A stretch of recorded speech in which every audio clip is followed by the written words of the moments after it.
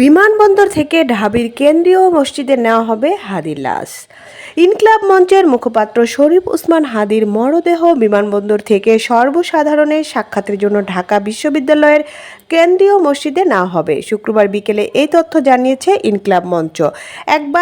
এক বার্তায় প্ল্যাটফর্মটি জানায়, শহীদ ওসমান হাদিকে বহনকারী বিমানটি সন্ধ্যা ৬টা নাগাদ হজরত শাহজালাল আন্তর্জাতিক বিমানবন্দরে অবতরণ করবে। এতে আরও বলা হয়, আমাদের জুলাই জজবার প্রাণ স্বাধীনতার সার্বভৌমত্ব রক্ষার অকুতোভয় বীরকে গ্রহণ করতে আমরা সবাই এয়ারপোর্ট থেকে শাহবাগগামী রাস্তার দুই পাশে সুশৃঙ্খলভাবে অবস্থান গ্রহণ করব।